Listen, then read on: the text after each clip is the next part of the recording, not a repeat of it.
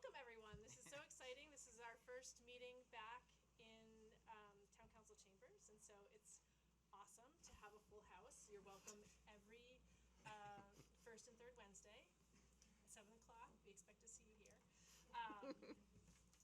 So we have a fairly light agenda, but there are obviously some pretty important items, and so we're going to take a couple things out of order, if that's okay with everyone. If there are no objections, then I will just, I'm going to start with the report of the town manager, and so the oath of office. Yeah, we're going to start off, probably first we can do the presentation to Sure. Councilor Dumont. Yes, Yep. I think that's a good idea. So we're going to start with a presentation to Councilor Zachary Dumont, who recently left the council, and after serving for 3.5, almost 4 years on the council, and recently purchased a home, and unfortunately not in Newmarket, and we were very sad to see him leave.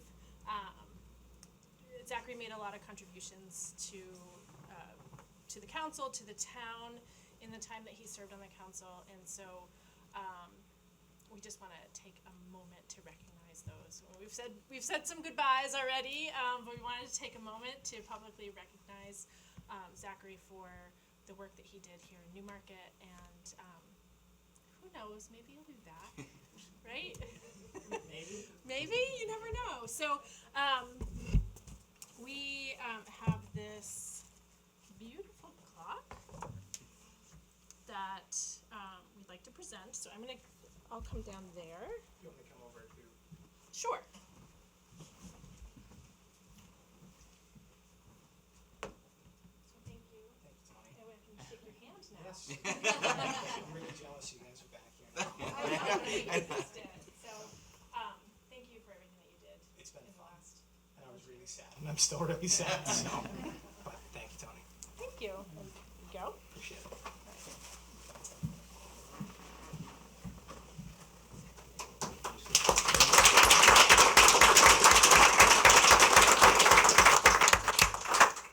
In the second part is I would like to ask the town clerk to administer the oath of office to Greg Jordan, our new police chief.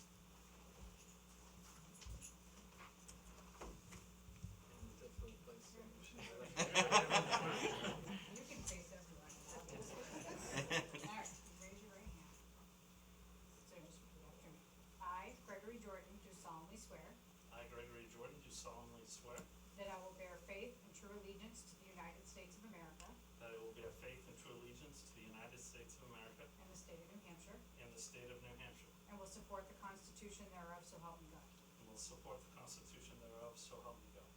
I, Gregory Jordan, do solemnly and sincerely swear and affirm I, Gregory Jordan, do solemnly swear and affirm that I will faithfully and impartially that I will faithfully and impartially discharge and perform all the duties incumbent upon me as chief of police I was going to say, I know it. I'd have trouble with that one. perform all the duties discharge and perform all the duties incumbent on me as chief of police incumbent on me as chief of police according to the best of my abilities, according to the best of my abilities, agreeably to the rules and regulations of this Constitution agreeably to the rules and regulations of this Constitution and the laws of the state of New Hampshire, and the laws of the state of New Hampshire, so help me God. so help me God. Congratulations.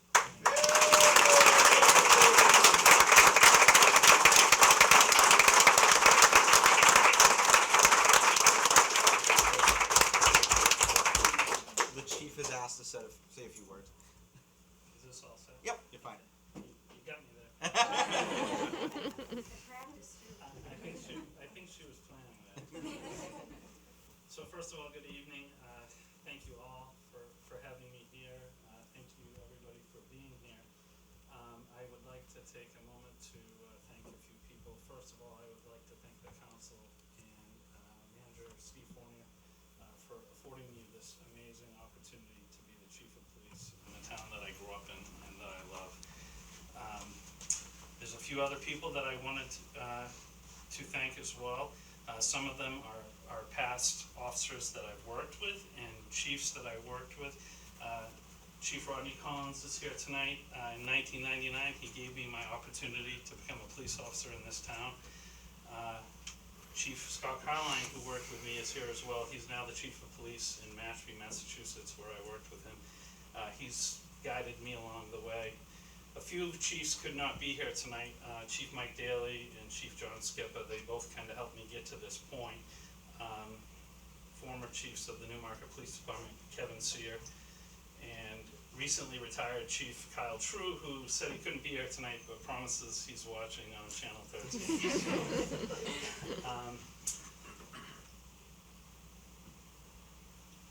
Lieutenant Rick Bodette is here in the audience with us. He just recently retired, and quite honestly, he's the reason that I became a police officer. He was a friend of mine growing up in this town, and he was a police officer, and he kind of brought me along the way and got me into police work. I want to thank my mother and father, who are both here. Linda and Bob Jordan are both here. They brought me to Newmarket when I was 5, and we've been here for most of our lives, and they really instilled a strong work ethic in me. My dad was a police officer in this town, and I was always fascinated when he would bring the police car home at night, and I think that's where I caught the bug of wanting to be a police officer, especially here in this town, which I love so much. Last but not least, I want to thank my immediate family, which is my wife and my 2 daughters, Savannah and Reagan, and my son Cam is in the police academy right now, so they wouldn't excuse him tonight. I would have killed him. And I also want to thank, there's a bunch of people here tonight. This is my Newmarket team right here. These guys, I can't say enough good things about them, and I appreciate everyone that is here tonight. There's a lot of people here tonight that kind of helped get me to this point, and I just want to say to everybody, I love this town. Thank you for this opportunity, and I am appreciative of everybody here and everybody out here, and thank you so much for helping me get to this point. Thank you.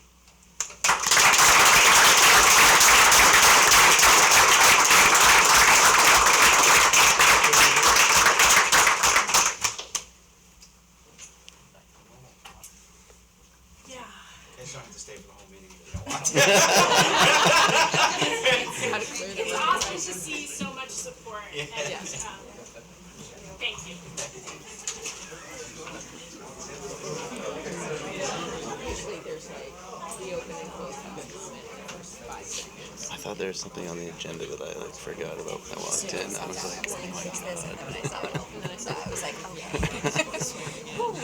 I got excited. I'm not prepared to be great tonight. Is it Larry's BLM protest? Right. And then we'll have the usual public comment.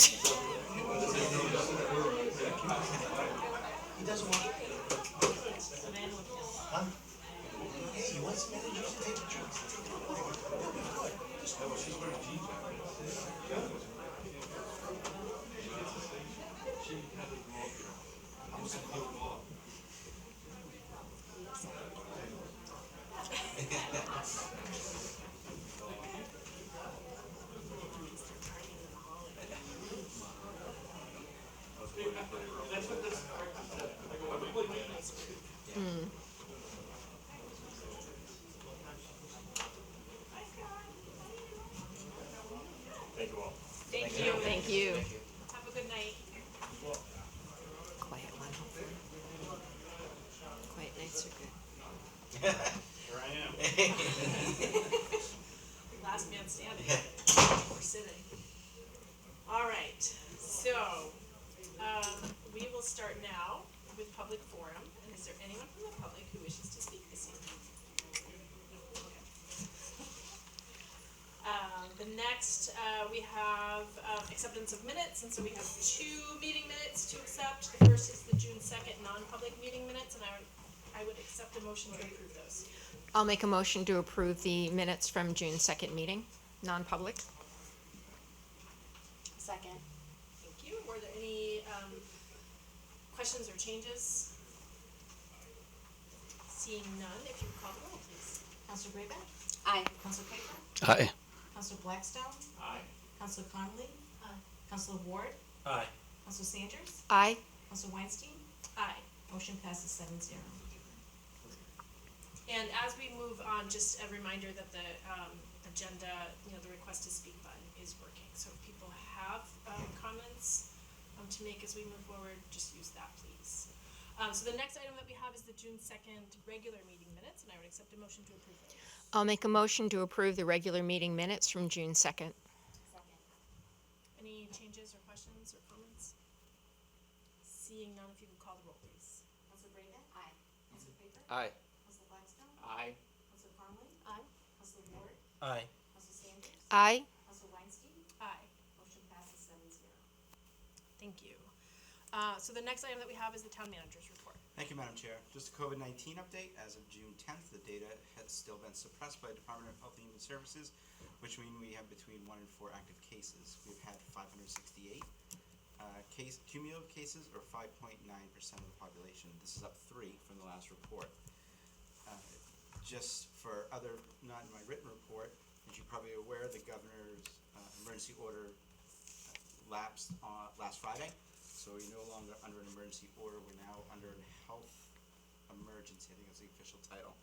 But all the rules and regulations that we followed in the emergency order are now gone. So we're back to normal when it comes to rules and regulations.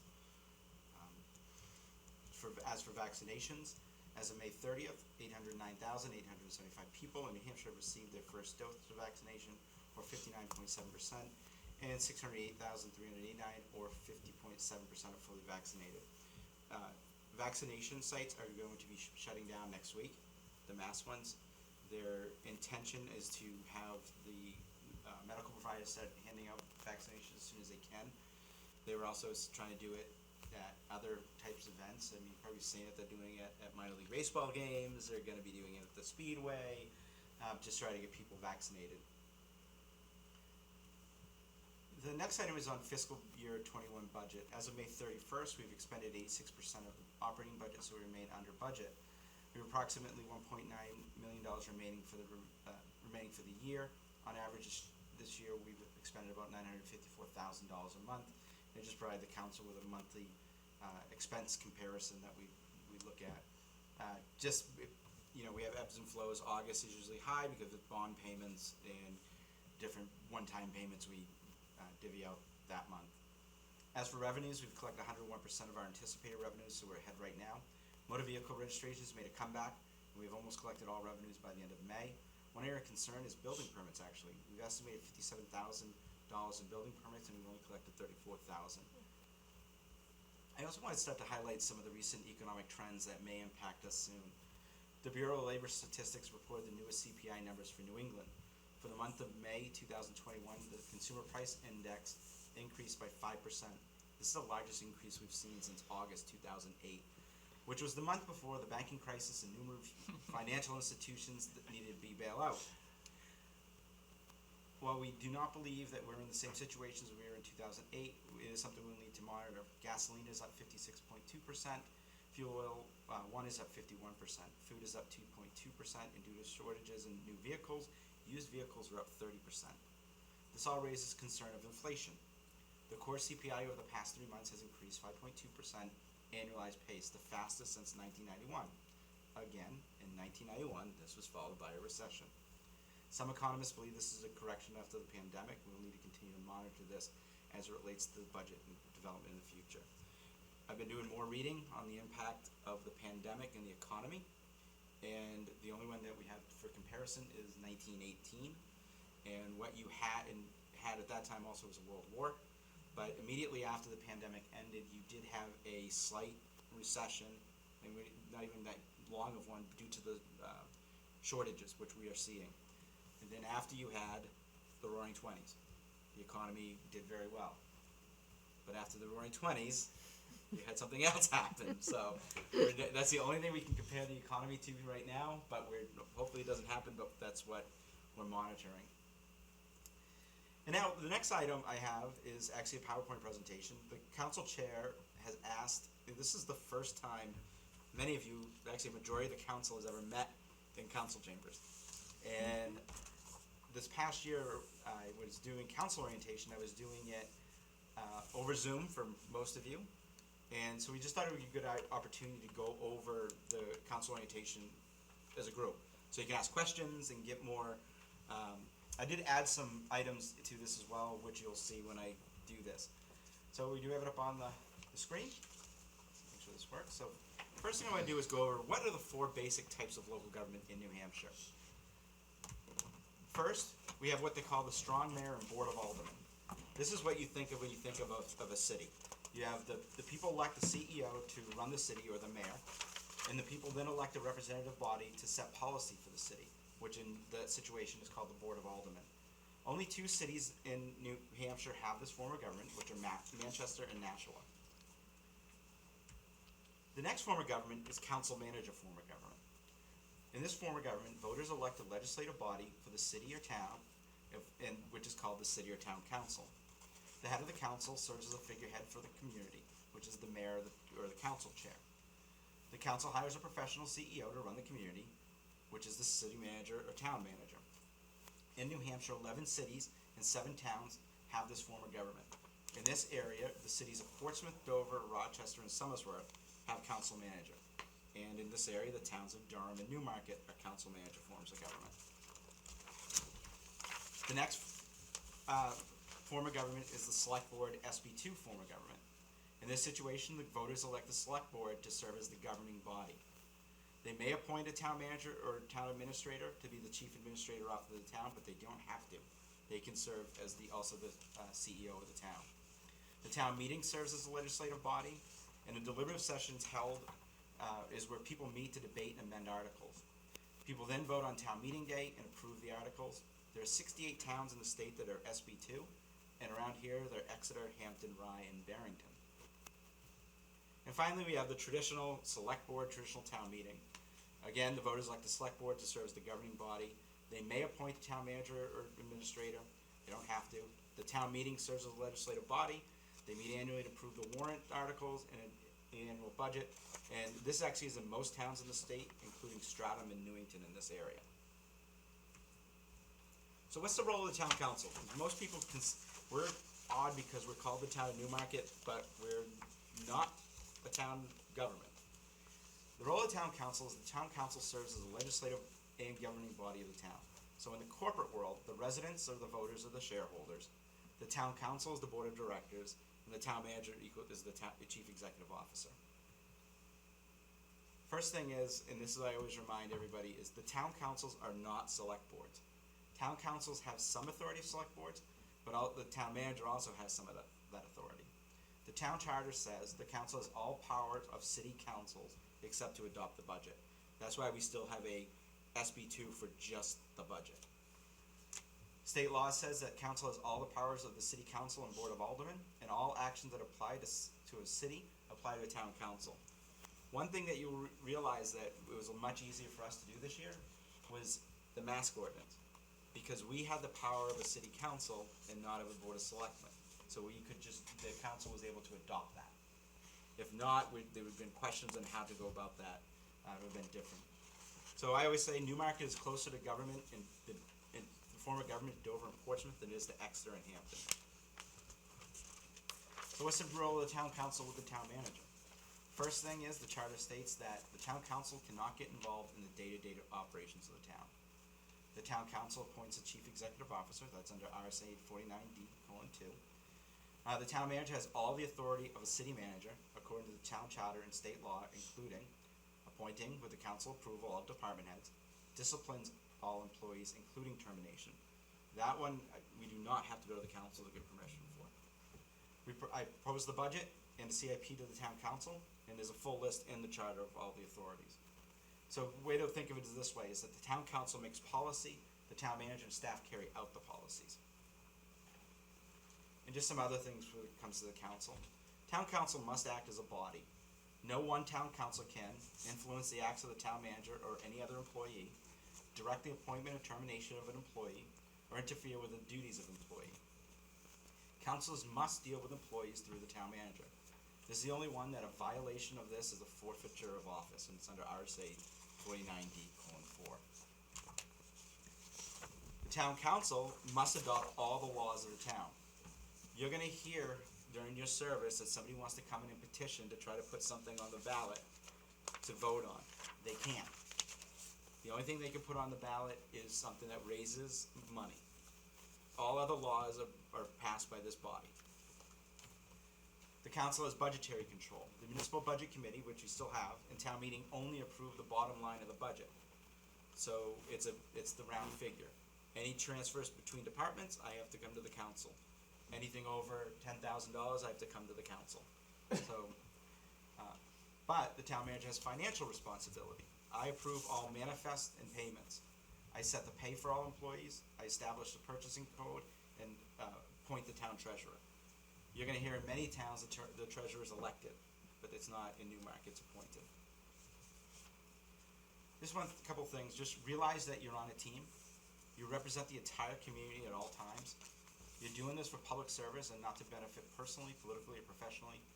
And one thing I always remind people is you can't turn off being a town council. And what do I mean by that is, say if you know somebody in public and they got into a bad car accident or did something illegal. Yeah, there'd probably be a headline in the paper, but it wouldn't be as big as if somebody on this up here got arrested. It would say Newmarket councilor arrested. So this notion that you're not a counselor, even like when you're talking out in the public, that's not accurate. You're still there. They expect a certain level of knowledge and professionalism since you're a counselor at all times. So just to remind everybody of that. Just some items of council relationship with each other. Set long-term and short-term goals and objectives as a team. Be good listeners and be good team players. You can disagree without being disagreeable. Treat each other and staff with respect despite differences of opinion. And make decisions after all facts have been presented and discussed. Refrain from snap judgments. And realize that the actions of the council as a whole are binding. No one councilor can act alone.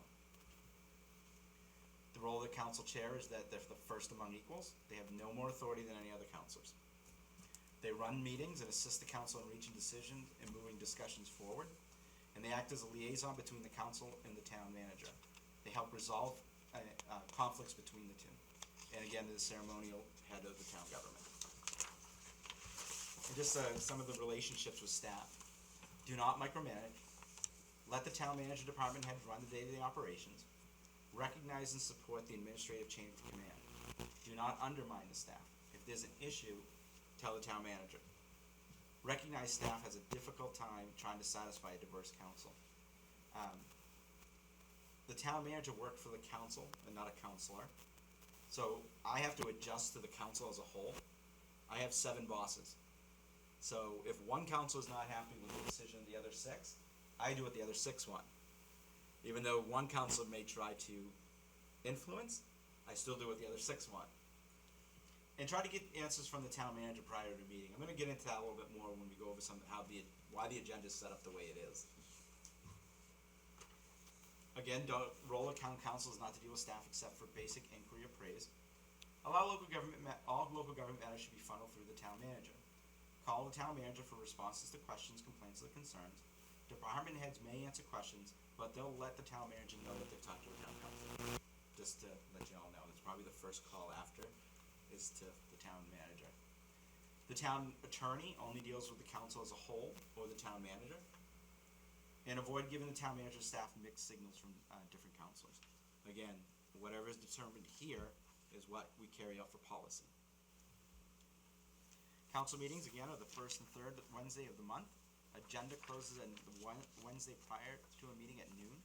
No topic may be placed on the agenda unless an emergency. Council should not accept items at a meeting that the staff has not had time to review. Packets, again, are available the Friday before. The town council votes on 3 items. Ordinances, which are laws adopted by the council. Resolutions, which are policies or positions adopted by the council. And appointments to boards and committees. That's pretty much it, except minutes. Everything comes in those 3 ways. And the reason why is we have a precise summary of what you're voting on. If people start making motions in meetings, it gets really in the weeds, and people lose exactly what they're voting on. So here are some of the rules that we have. An ordinance has to appear on a meeting agenda for first reading, after which it could be referred to a workshop if it's necessary, or an ordinance has to have a public hearing because it's going to be a law. So that's set at the next meeting. After the public hearing is held, The council has a second reading during that same meeting and may vote for passage, rejection, refer to a workshop after that, or to a third reading. The reason why you have multiple readings is the first reading is sort of the announcement of a law or a policy. You're announcing to the public, you're giving a chance for the council to see it, and then you're gonna have 2 weeks to do research and get comments from the public. So in the past, when I first got here, they would take up an ordinance, a resolution on the same night as the meeting. So we get no chance for the public to review it, gave no chance for the council to do homework, and if there were questions, staff couldn't come forward and get more information. And this is the way most council forms of government operate, is multiple readings, and most of them actually do 3 readings. The same goes for a resolution. You know, it's with a policy, it has a first reading, it's held over. If it needs to have a public hearing because of some rule, they'll have a public hearing. If not, it goes to the second meeting, and it's voted on there. One of the big things that was tried to happen before, that ordinance and resolutions can only be reconsidered by a motion. That means, cannot be reconsidered by a motion. So you can't make at a meeting say, I make a motion to reconsider some ordinance. You have to submit another ordinance to rescind that one. That rule came up recently. Non-public sessions, they'll traditionally will be before a meeting, and specifically they're outlined in 91A and why we can and cannot have them. Comments by visitors. They have to be residents, property owners, or representatives of recognized civic organization or businesses located in the town of Newmarket. Rules need to be suspended for any other individual wishing to address the council. Speakers address their comments to the council as a body and not to any individual member. Each speaker is provided a single 3-minute opportunity for comment. And it's not a two-way dialogue between the speaker, council members, and or the town manager. It is a comment. So it's not to ask a question and we debate back and forth. One of the reasons is that it opens up a can of worms to liability if you have those kind of meetings. And remember that a public meeting is an opportunity for the public body to work and get their business done. It does not mean the public has the right to comment and participate. And that's been through state law and court case. We are allowed to have a comments by visitors. That's why we have it at the beginning. Any other time that a member of the public wants to speak, they're not supposed to unless the council suspends its rules to allow them. The chair runs the meeting, period. Councilors should only speak when called on by the chair. Council should only also discuss the topic at hand. If you want to bring up something new, that's what comments by councilors is for at the time. One of the reasons why we probably, if a council brings up a topic, we won't address it that evening too, is we don't have a chance to do the research. We want to make sure we have the right answer for you, and staff can come in and have that. So usually after that, we'll provide you with a memo or some kind of information. No person will be allowed to speak unless and until recognized by the chair. No council will be allowed to address an agenda item twice before each councilor wishing to be recognized has been recognized once. These are all in your rules. No person will be allowed to respond out of order to any statement to any other person. All comments to be addressed to the chair. So it's not a debate between two councilors. It's statements and the chair is the person in between. The chair reserves the right to rule persons, including councilors, out of order for violating this resolution, which are the rules, as well as any applicable statute, ordinance, resolution, or charter provision. Any person ruled out of order 3 times at one meeting will be asked to leave the meeting. These are some rules you should follow. Don't interrupt. Wait for the chair to call on you. Don't permit a person to directly question and interrogate other persons in the audience. Do not use first names. This is one of the tough ones. Nothing creates a more unfavorable impression on the public than this practice. It's considered poor hearing manners and destroys the formality of the occasion. The other thing is, it's not as personal if you say Councillor Sanders versus Helen. It's nothing personal up here.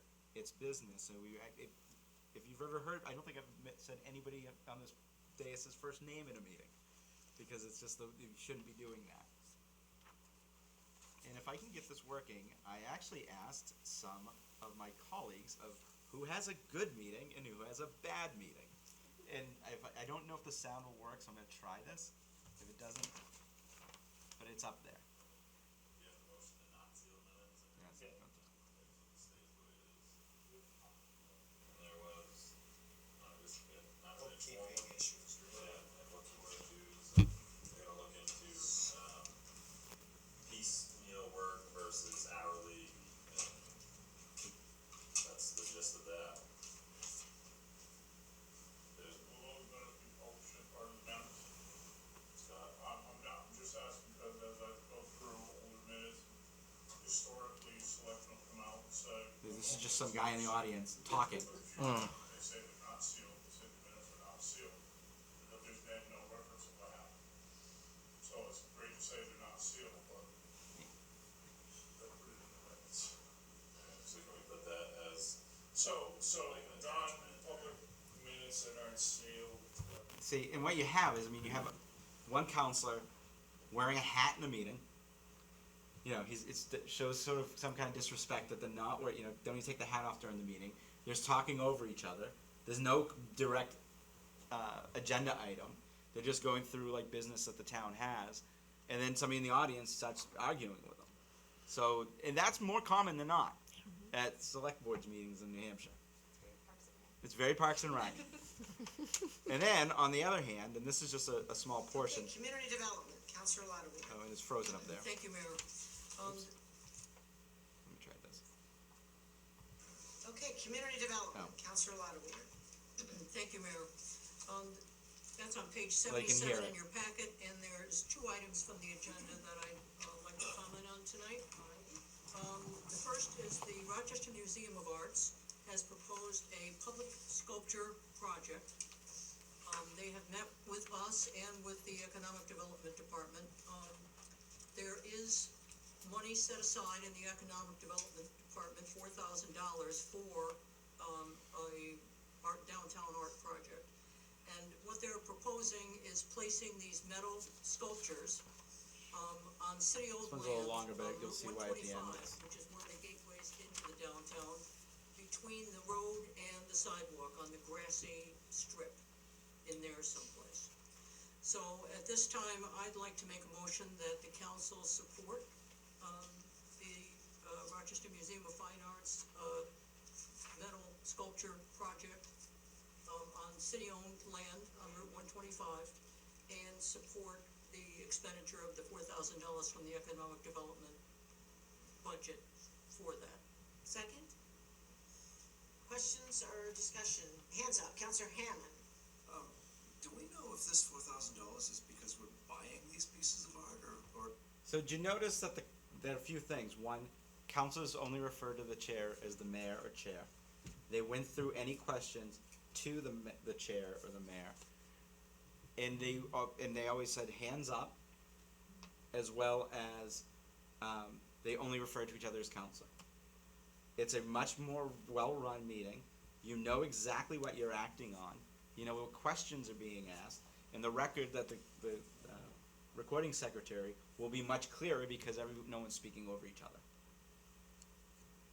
I'm sorry I didn't get the video on that one, but so just some more decorum rules, and do not permit people to speak from the audience. Comments of visitors are comments and not questions. Again, don't use first names. I must have doubled that one.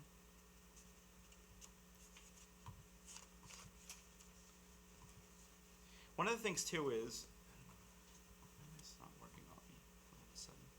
Well, you always have it in front of you.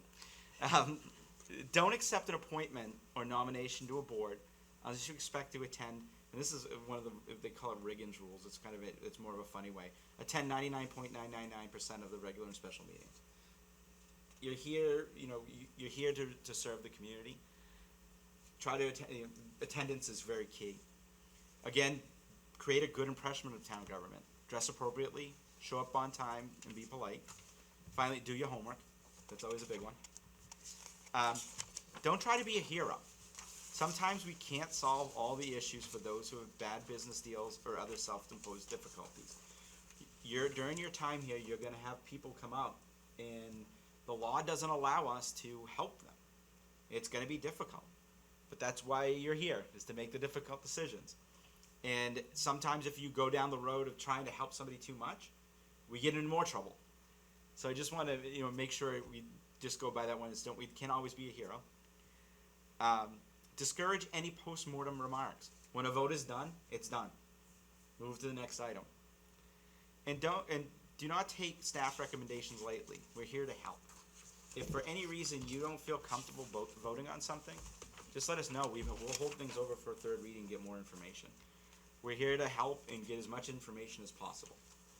The reason for this is, again, when I first started here, meetings would be going on 4 or 5 hours. And it was just kind of talking and nothing was getting done. So we looked and we put the council rules in, and the charter actually already said these things have to be done, but it just wasn't. Now our meetings are much faster, and we're getting more things done and more debate, and you have more time to do research. So it's not just for efficiencies or to have limit. It doesn't limit debate. It's to make sure the councils run efficiently and gets the work done. And that's all I have tonight, Madam Chair. Great. This got black, yeah. So I'm gonna open it up for any questions or, just general discussion if anyone has anything that they wanted to add or, Counselor Kuiper. My question was about alternates to different boards. And when I was on the ZBA many years ago, I was not an alternate. I was a regular voting member. But the alternates would only show up if someone was not going to be there, if they were sick or whatever, and they'd notify whoever ahead of time, and the alternate would show up. I was never sure if when we're on alternates if we should go to every meeting, if we should, or if we are more like back with that person's sick and can't come in terms of, it's mainly the budget committee, CIP. That's really it, I think. Is that it? Yeah, because we changed that. Okay, yeah, so we did eliminate those, but yeah, I wasn't sure, I guess it was the planning board was the one that I was the alternate for, and I was, reading the emails, I wasn't sure if I needed to go to every meeting, or... I think it's more, you need to make sure you know what's going on. Yeah. And if for some reason a counselor may have to excuse themselves so they won't be at the meeting, or it's a case that they may be conflicted out, then there should be some communication said, what, can you take this case so at the beginning? Do you need to go to every meeting? No. Okay. No, you don't have to. That's why you're an alternate, you're not the full member, and that's why we try to divvy up committees pretty evenly.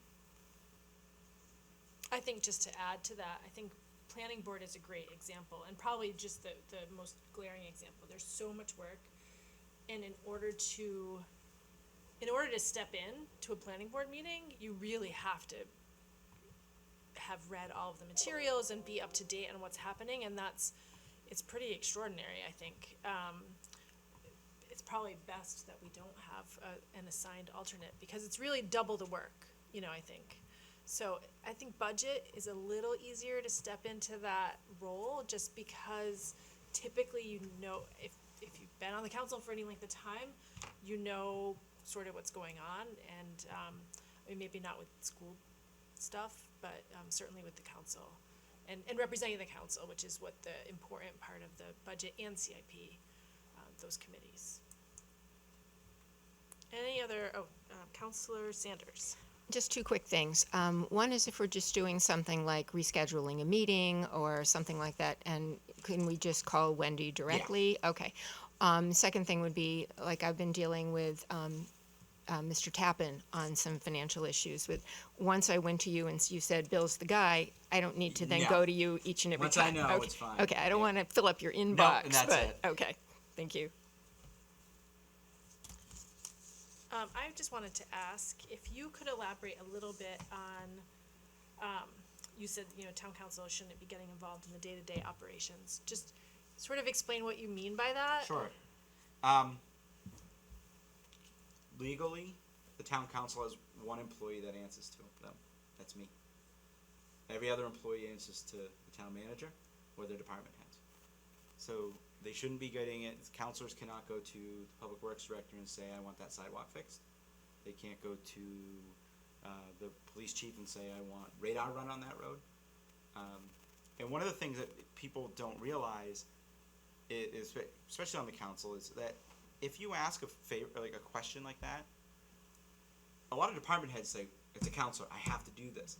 What we don't realize is that there are 20 other projects lined up before them, and all of a sudden they're taking that one out and putting it at the top, and everything else gets rearranged. So going through the manager, I can say, okay, you're right, we'll put it in the hopper, but understand that they're doing X, Y, Z before it comes to that one, unless it's emergency. So it's a lot of it's scheduling, but also so the rest of the council knows.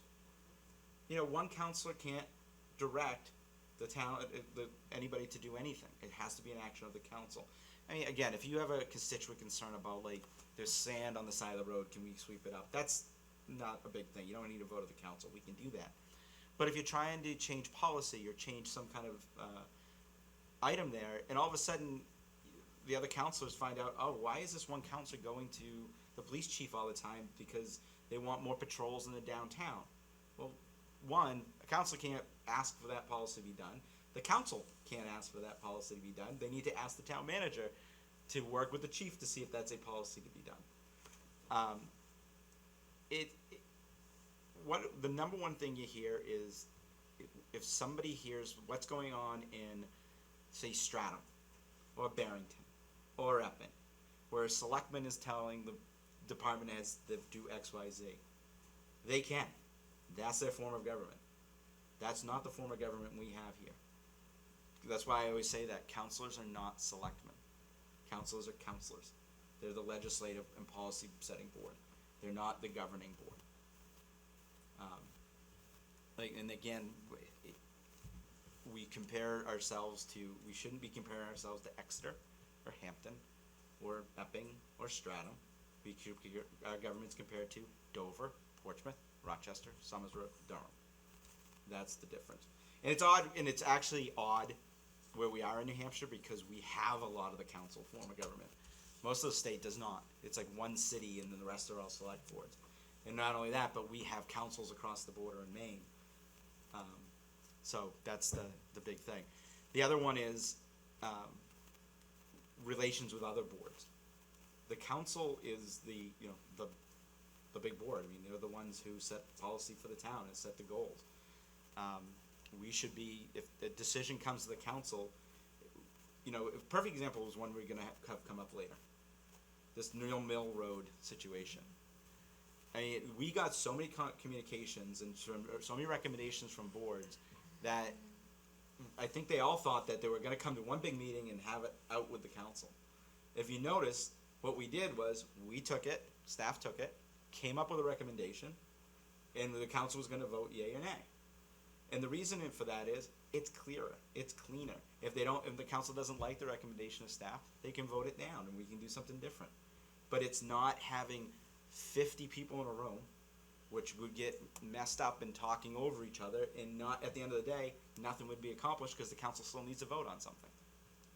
So I think that's the other thing too, is when you ask for information from other boards, try to have one spokesperson, or if the representative from that board on the council is here, they should bring the information forward, and then we can get the information for the council to act.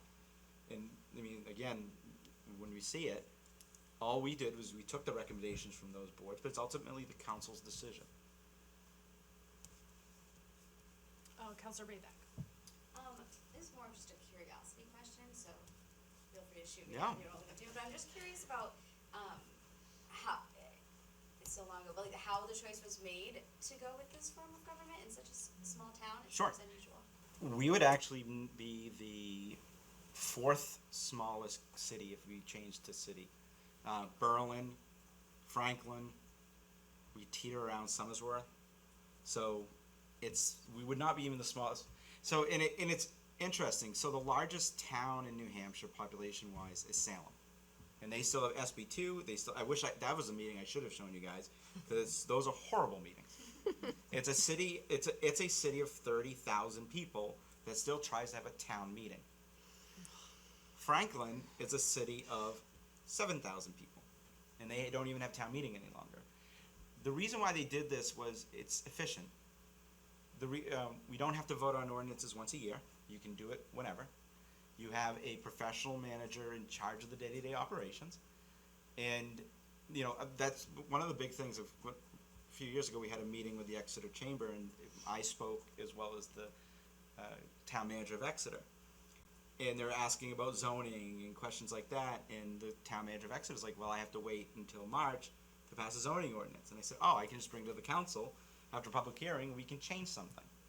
So it's much more, we can act quicker in council form. It was adopted here in '91, which was late. I mean, but it was late for most cities became cities in the late 1800s. Of those 13, I think two of them came in the 1900s. And the reason why they became cities, because the population grew. There was a Supreme Court case, but never became a law, that recommended that any town over the population of, I think it was 7,000, should go to a representative form of government versus a town meeting form of government. A lot of them didn't follow that, but that's why we have it. On the flip side, schools. Schools, if you were in Dover, Rochester, Somersworth, and Portsmouth, schools are a dependent school district. The council adopts their budget.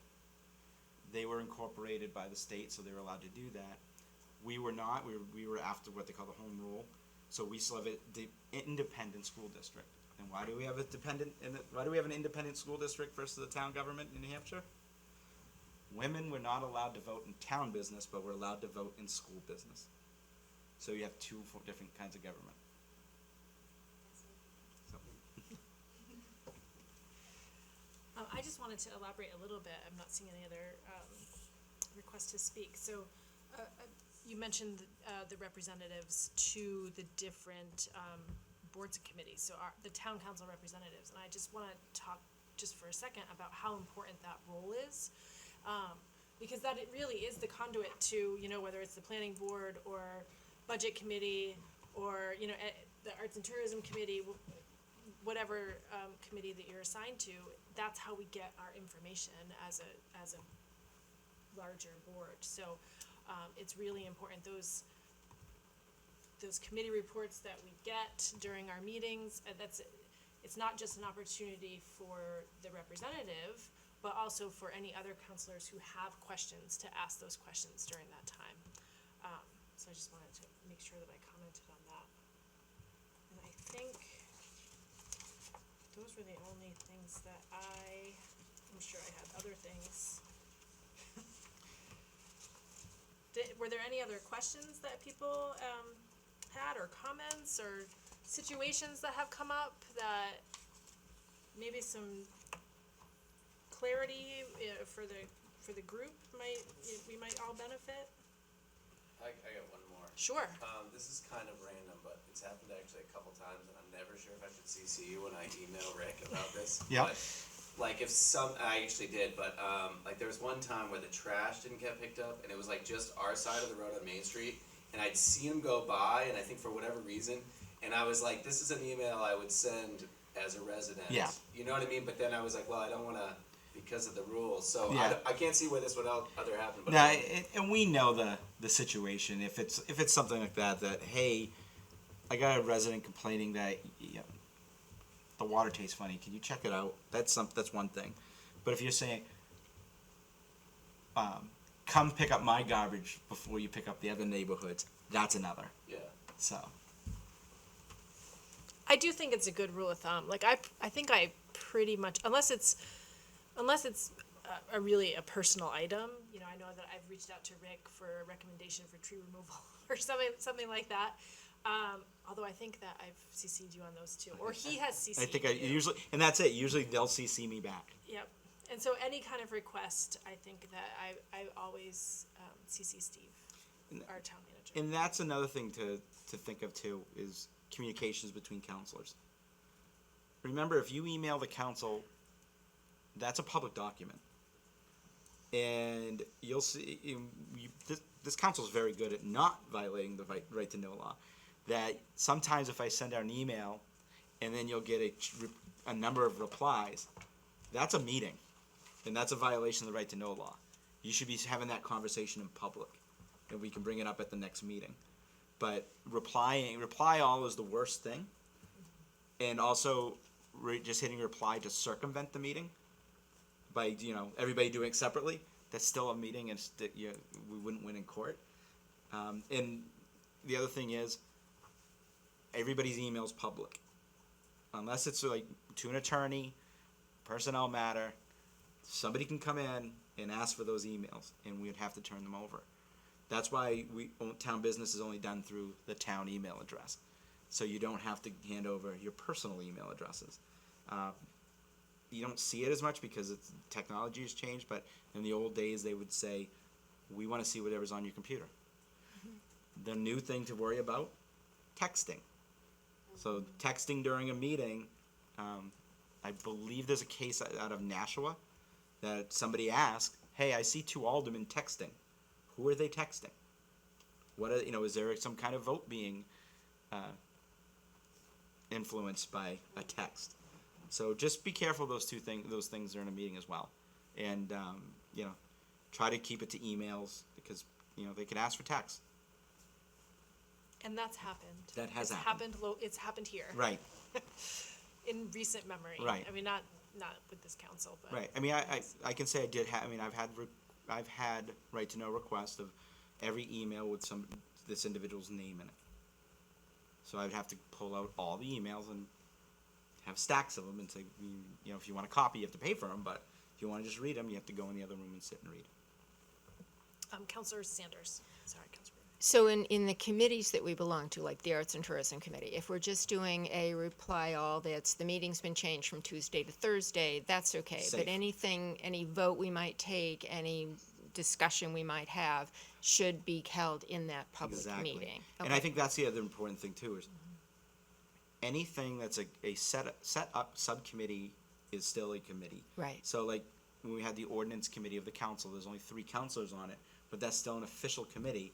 It's not a quorum of the council, it's set up by the council, so it's an official board, and minutes have to be taken. The licensing board that just set up, we've had 2 meetings. I do the minutes. A follow-up on that. What's the best way to submit those minutes? I do have them for all the meetings. Email to Wendy. Just send them Yeah. to you once they've been approved? Yeah. Yes. Okay, not the drafts, but once I will get those to you this week. So. Councilor Baybeck.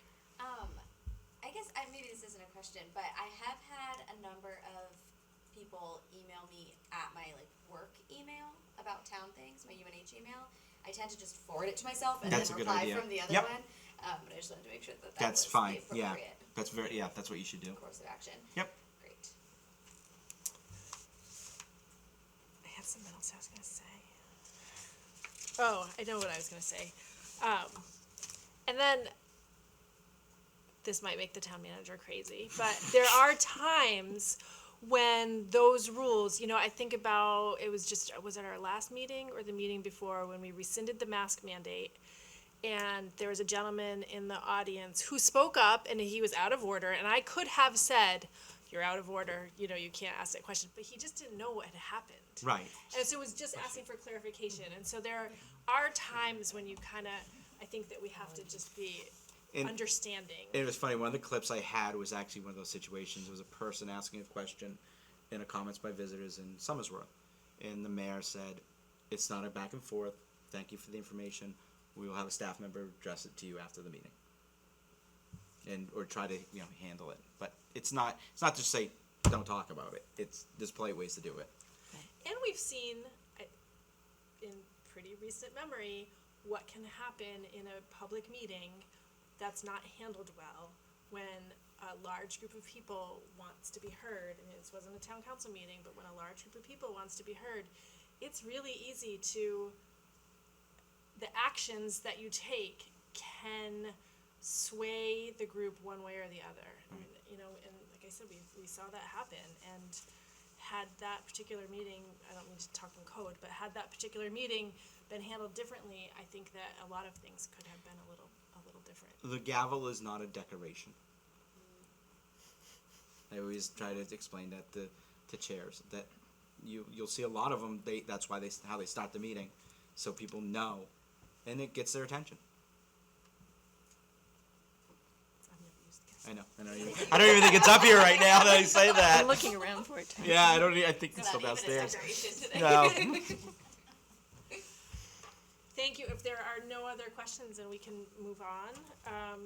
We do still have the rest of the town manager's report and the department reports, so if anyone has any questions or comments about that, now would be the time.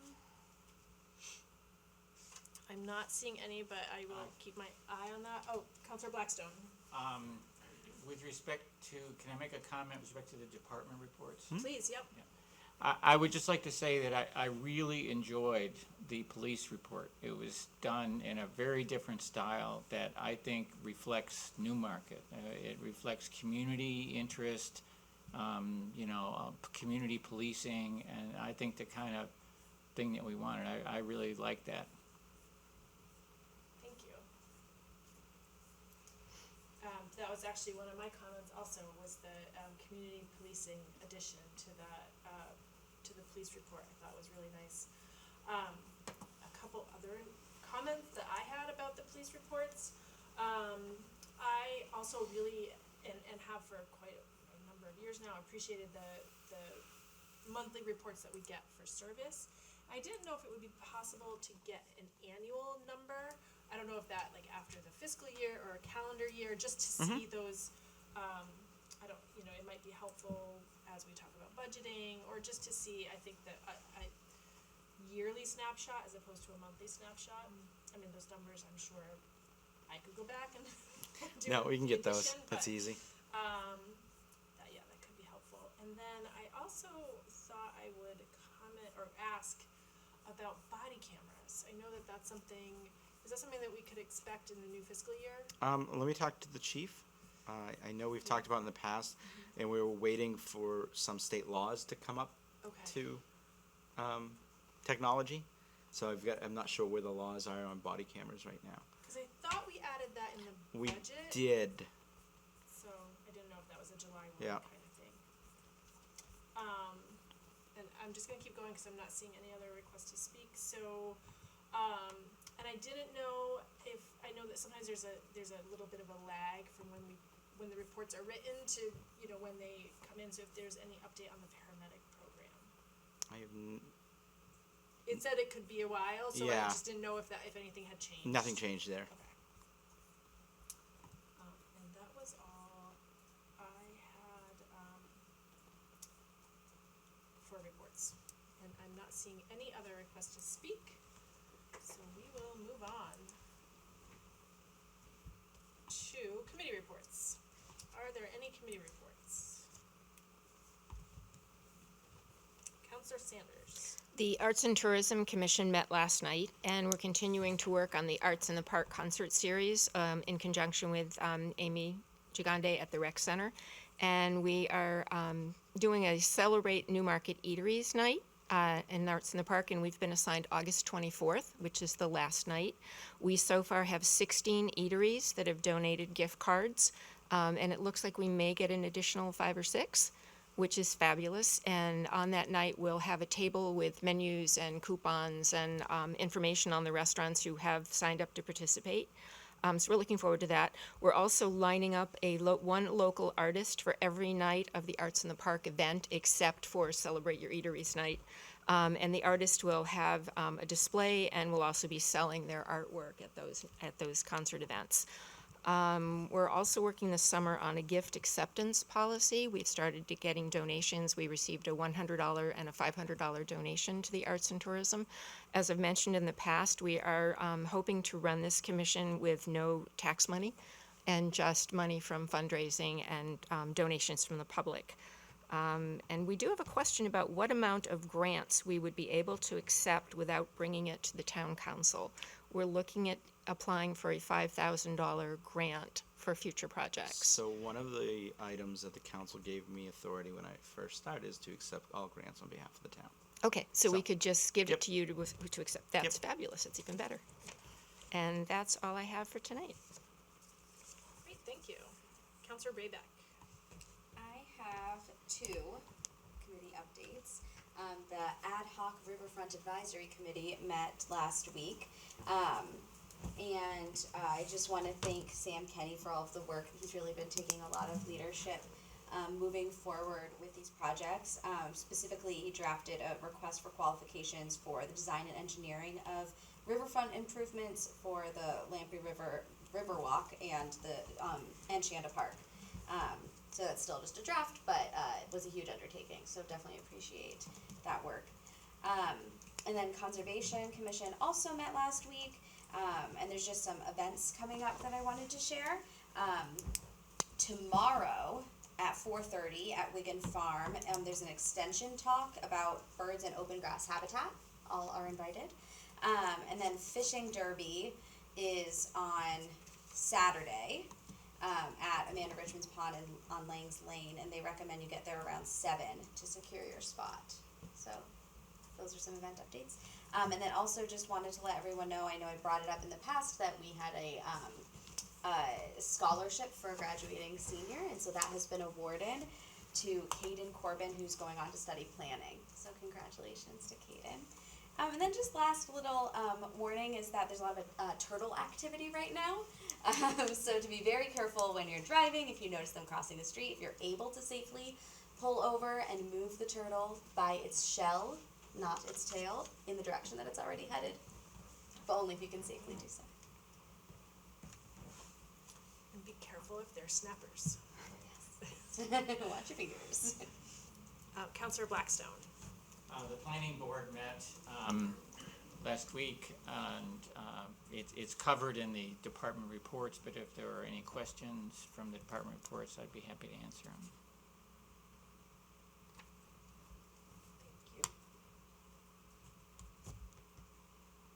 Councillor Conley, oh, thought I saw that. Please. I just, on the Conservation Commission, particularly the turtles are on Ash Swamp. They're all over the place. It's been a lot of activity there. So be particularly careful if you're driving down Ash Swamp and help the little guys get across. Even the big guys. Thank you.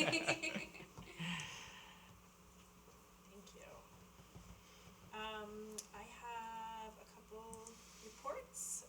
The first is the Energy and Environment Committee. So they're still working on the Solarize RFP.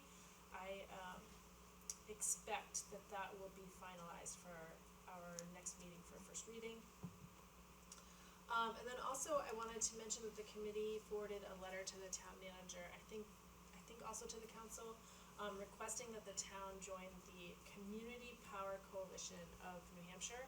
And so earlier this week, the town manager and I met with Henry Herndon, who's a consultant who's working with that group and helping to establish the group. So I just wanted to explain just a tiny bit. I think this is going to come to the council, but it's a yet to be incorporated public nonprofit. It would work to administer the purchase of electricity to towns in the coalition. So basically providing economy of scale and helping to shield liability to individual communities. So I think it's important to note that the town of Newmarket already works with other municipalities to, buy in bulk, essentially. But this would allow residents to do the same. So that's what the difference is. There's a lot of work that still needs to be done. The request from the Energy and Environment Committee is just that Newmarket joins the coalition. It doesn't obligate the town to anything further, and there's no cost associated with it. So, and in order to, I think, participate in a more robust way, the town council would have to take additional action. So it doesn't obligate us in any way. So I expect that there will be, again, a resolution at our next meeting and probably voting in August, unless something happens. And then the licensing board also met last week, and we reviewed one application, and it was for an outside music event at the Stone Church on a Wednesday evening. And after we reviewed the application, the board denied that application. So, and that's all that I have. And I'm seeing no other comments, so we will move on. one nomination to consider, and that's for Henry Smith to, as an alternate to the ZBA, with a term expiring April 2022, and I would accept a motion to approve that application. I'll make a motion to approve the application of Henry M. Smith for an alternate position for the zoning board of the ZBA, with a term expiring April. Adjustment. Thank you, Board of Adjustment, with a term expiring in April of 2022. Second that. Are there any questions or comments? Seeing none, if you could call the roll. Counselor Braybeck? Aye. Counselor Piper? Aye. Counselor Blackstone? Aye. Counselor Conlon? Aye. Counselor Ward? Aye. Counselor Sanders? Aye. Counselor Weinstein? Aye. Motion passes 7-0. And then we have 3 resolutions in first reading. And the first is Resolution 2020-2021-52, and it's an Environmental Services Department Truck 2 replacement. Whereas the department deposits monies every year in its capital reserve account for truck replacement, and whereas Environmental Services Department Truck 2 is scheduled and recommended for replacement, and whereas the department has received a state bid price for a new 2022 Ford Super Duty 250 pickup truck from Grapponi Ford for $31,186, and whereas the water and sewer capital reserves for truck replacement have $95,583 and $129,751 respectively. Now therefore be it resolved by the Newmarket Town Council that the withdrawal of $15,593 from each of the water and sewer capital reserve funds to purchase a new Ford 250 Super Duty pickup from Grapponi Ford for the state bid price of $31,186. First reading, June 16th, 2021. And I am seeing a comment from Councilor Blackstone? No? No, okay. All right, sorry. Oh, that was from the other one. Madam Chair. Yes. The next item for resolution 2020-21-53, request to upgrade Class 6 portion of Neal Mill Road. The applicant has withdrawn the request, so while it's on your agenda, you do not need to read this. It's now a moot point. We are going to look into this, the prospect of upgrading this to a Class A trail and what the process is. Come back to the council with that. Great. Then the next item is, Resolution 2020-2021-54, purchase of 2 international dump trucks with plow equipment. Whereas the Public Works Department needs to replace 2 dump trucks with plow equipment, and whereas the department obtained a state bid proposal for 2 new HV 507 international dump trucks for a lease purchase for the sum of $328,000 with a 7-year lease agreement from tax exempt leasing corp at a rate of 2.77%. And whereas the Public Works Capital Reserve Fund has a balance of $162,890 as of July 1, 2021. Now therefore be it resolved by the Newmarket Town Council that the town manager is authorized to purchase 2 international dump trucks with plow equipment and enter into any related contracts with @NHDBA, Liberty International Trucks, and Tax Exempt Leasing Corp. for a lease purchase of 7 years for a price not to exceed $328,000, with $50,784 being withdrawn from the Public Works Department Capital Reserve account for the first payment due in November 2021. First reading, June 16th, 2021. And that is all we have. Was there any correspondence to the town council? There were none. And then closing comments. Are there any closing comments? Counselor Kuiper.